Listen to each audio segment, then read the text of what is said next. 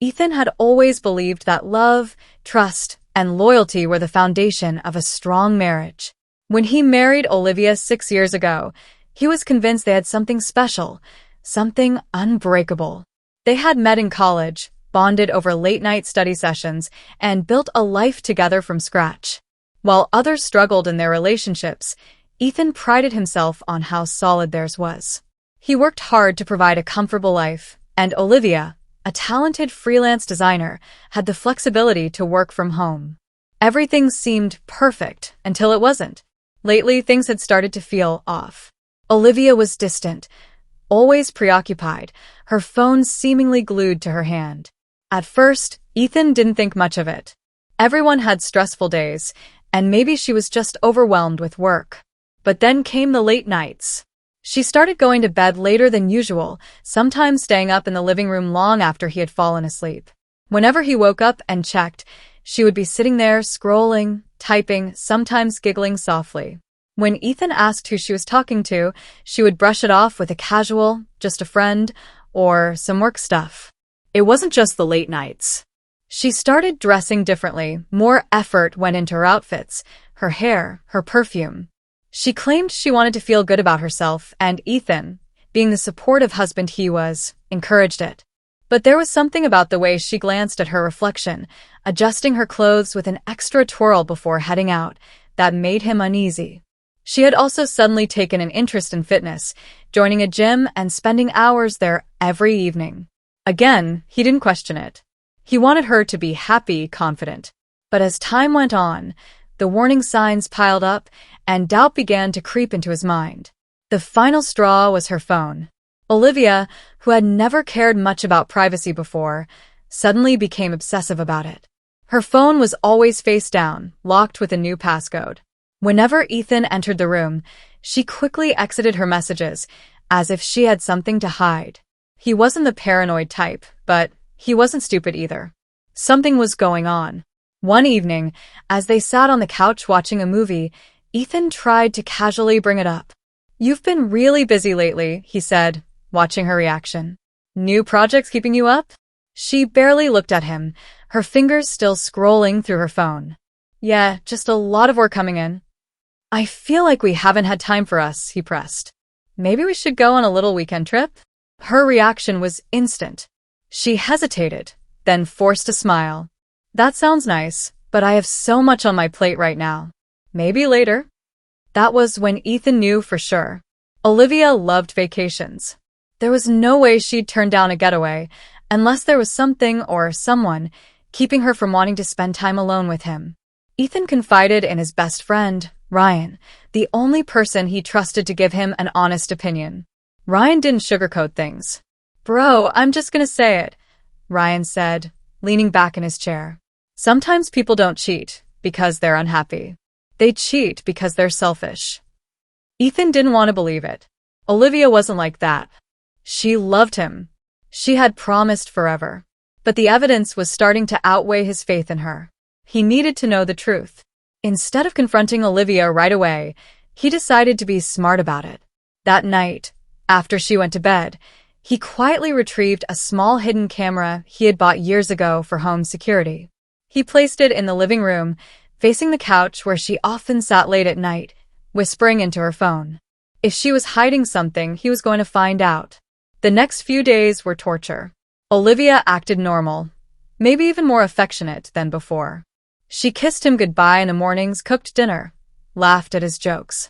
It almost made him second-guess himself. Almost. Then, one night, he woke up at 2 a.m. and found the bed empty.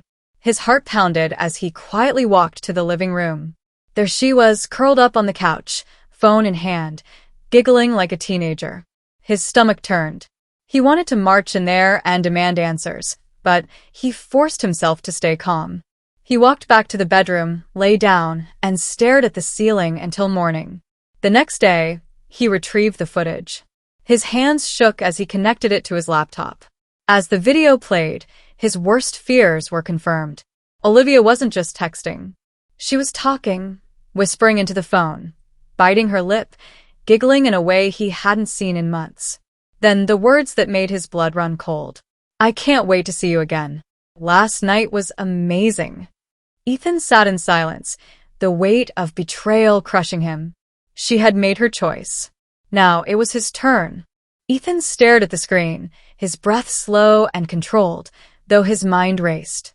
He had suspected it, felt it in his gut for weeks, but seeing it confirmed in front of him sent a sharp, icy pain through his chest. Olivia wasn't just entertaining some innocent flirtation. She was having an affair, and she was enjoying it. His hands clenched into fists as he watched her on the footage, twirling a strand of her hair between her fingers, biting her lip as she whispered into the phone. The way she giggled, the softness in her voice, it wasn't just attraction. It was excitement. Desire. She wasn't just cheating. She was falling for someone else.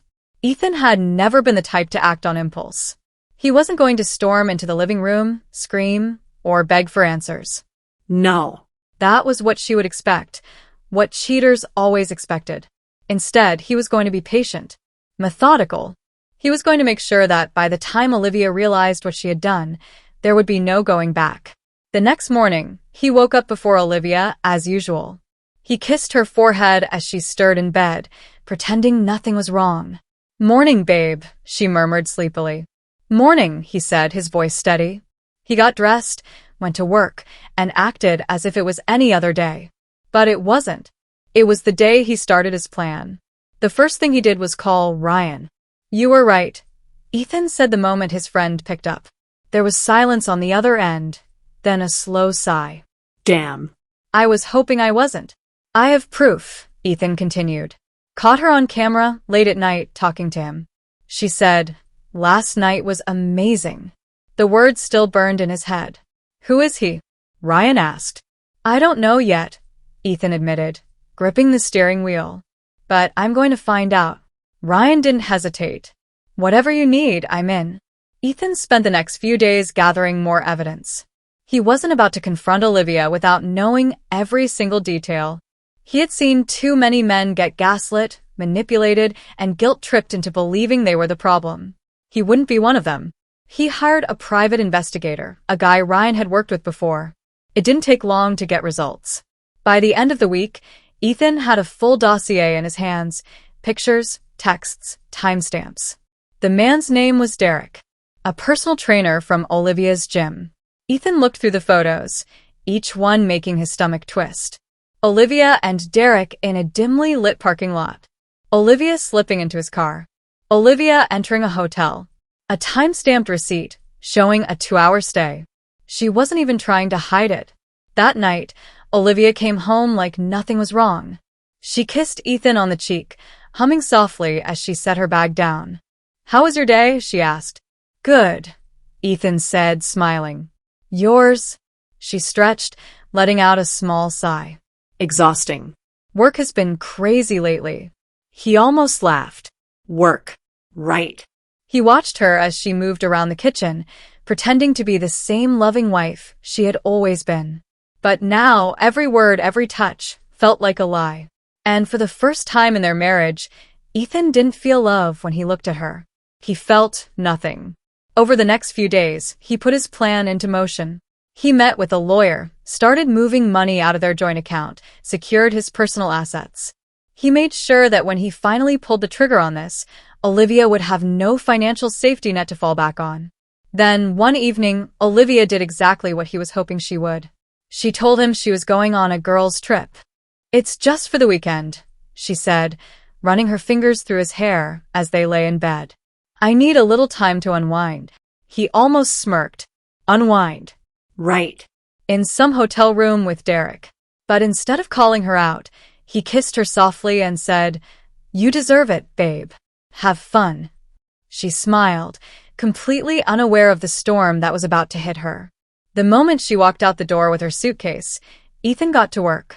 First, he changed the locks. Then, he packed up every single thing Olivia owned and had it sent to her parents' house.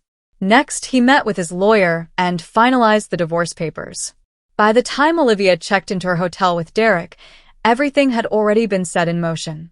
And the final nail in the coffin? Ethan sent the evidence of her affair to her parents, her closest friends, and even her boss. By the time Olivia came back home, She wouldn't have a home to come back to. And she wouldn't even see it coming. Ethan sat back in his chair, sipping a cold beer as he watched the clock. Olivia would be home soon. Well, she'd be coming back to what she thought was home. But after what she had done, she didn't deserve to call it that anymore. Everything was set. The locks had been changed. The house, his house, considering her name was nowhere on the deed, was now completely purged of her existence. Every drawer, every closet, every shelf that once held her things was empty. The only thing left behind was a neatly stacked pile of divorce papers on the kitchen counter, right next to a small envelope containing all the damning photos of her affair. He had also sent those photos to a select group of people, her parents, her best friends, and even her boss. Olivia had built a reputation for being a devoted wife, the kind of woman who preached loyalty and commitment. Ethan wanted to make sure everyone knew the truth. As he leaned back and waited, his phone buzzed. A message from Ryan. Ryan *, did she see it yet? Ethan *, not yet, but any minute now. Ryan sent back a laughing emoji. Ethan wasn't a cruel man. He had given Olivia everything, his love, his loyalty, his years. He had never once strayed, never once treated her with anything less than respect. But the moment she made the decision to betray him, she had thrown all of that away. And now, she was about to experience what real consequences felt like. A little over an hour later, headlights flashed across the driveway. Ethan stood, stretching as he walked toward the window. He could see Olivia stepping out of a rideshare, looking exhausted but happy, her hair slightly messy, her makeup still in place. She was probably reminiscing about her little weekend getaway, completely unaware of the hellstorm waiting for her on the other side of that locked door. She approached the house, pulling out her keys. Then she stopped. Ethan watched as she tried again, jiggling the key in the lock. Confusion spread across her face, followed by frustration. Then panic. She knocked. Ethan let it sit for a moment before he finally opened the door. "Hey," Olivia said, forcing a smile. Something's wrong with my key?" Ethan leaned against the doorframe, arms crossed. He took a slow breath, letting the moment stretch. Then he simply said, "You don't live here anymore." Olivia blinked. "What?" "You heard me," he said, his voice calm. "You don't live here anymore." She let out a nervous laugh. "Ethan, what are you talking about? Stop messing around and let me in." "I'm not messing around, Olivia." He gestured toward the driveway. "Your things aren't here. They've been sent to your parents' place. You should check your email. I sent you the divorce papers." Her face paled. "Divorce, Ethan? What the hell is going on?" He tilted his head. "I don't know, Olivia. Why don't you tell me? Maybe you can start with last night was amazing." Her entire body stiffened.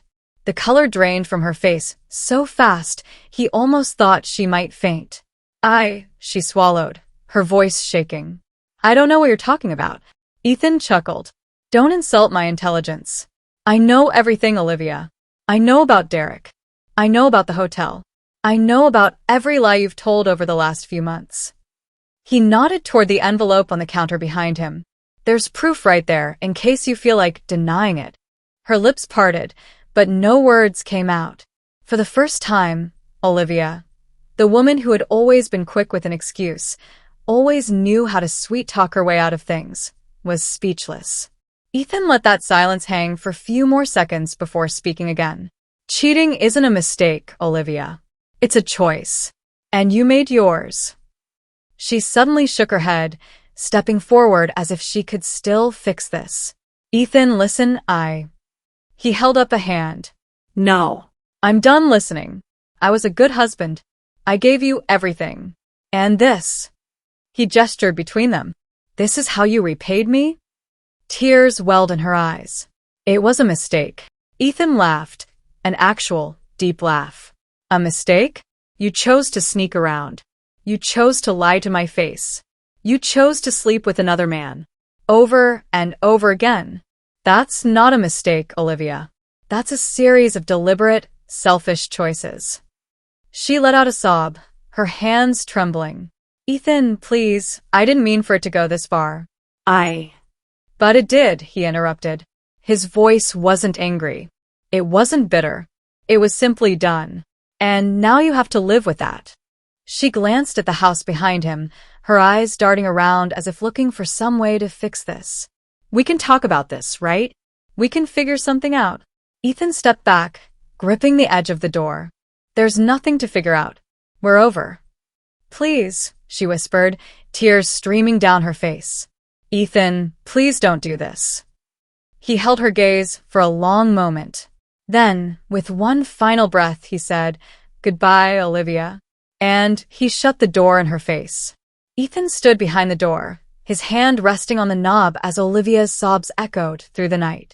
For a brief moment, a part of him almost felt sorry for her. Almost. Then he remembered the late-night phone calls. The way she had laughed with Derek, whispered sweet nothings into the phone, called him handsome the same way she used to call Ethan. He remembered the hotel receipts, the excuses, the way she had looked him in the eyes and lied without hesitation. And just like that, any lingering sympathy vanished. A few minutes passed, and Olivia's sobs turned into frantic knocking. "Ethan, please. Just let me in so we can talk." But there was nothing left to say. He pulled out his phone, opened a security app, and activated the intercom connected to the doorbell camera. "You need to leave, Olivia." His voice came through the small speaker, calm and final. She gasped, stepping back as if she hadn't realized he was still listening. I don't have anywhere to go," she whispered. "Your parents' house," Ethan reminded her. "That's where all your stuff is. I'm sure they'd love to have a conversation about what a faithful daughter they raised." Her face twisted in horror. "You told them?" "Oh, yeah." Ethan smirked, leaning against the wall. "Your parents, your friends, your boss. Derek's girlfriend, too." The color drained from Olivia's face. "Oh my God." "Yeah," Ethan said, his voice dripping with mock sympathy. "Not so fun when the truth comes out, is it?" She shook her head, her whole body trembling. "Why are you doing this? Why are you being so cruel?" That made Ethan laugh. Cruel? She had lied, cheated, and humiliated him, and he was the cruel one? "Cruel would have been dragging this out," he said. "Making you think everything was fine while I got my own revenge. But I didn't. I let you go the moment I knew. You should be thanking me." She clenched her fists. "I made a mistake, Ethan." "No, Olivia," he said, shaking his head. "You made a choice. And now, you get to live with it." She covered her mouth, shaking with sobs. Ethan let the silence stretch before speaking again. "You should go. I mean it." She hesitated, staring at the door like she was waiting for him to change his mind. But he wouldn't. Finally, after what felt like forever, she turned and walked away. Ethan watched from the camera feed as she climbed back into the rideshare, her shoulders slumped, her face red and tear-streaked. The car pulled away, disappearing into the night. And just like that, she was gone. For the first time in weeks, Ethan let out a deep breath. He had done it. He had cut her out completely. No yelling, no fighting, no begging her to explain. Just clean, swift justice. His phone buzzed again. A message from Ryan. "Ryan asterisk, how did it go?" "Ethan asterisk asterisk," she cried, begged, tried to guilt-trip me. "But she's gone asterisk." "Ryan asterisk asterisk, good. You deserve better asterisk." Ethan smiled. Yeah, he did. He put his phone down, walked to the fridge, and grabbed another beer. As he took the first sip, he realized something. He didn't feel empty. He didn't feel broken. He didn't even feel angry anymore. He just felt free.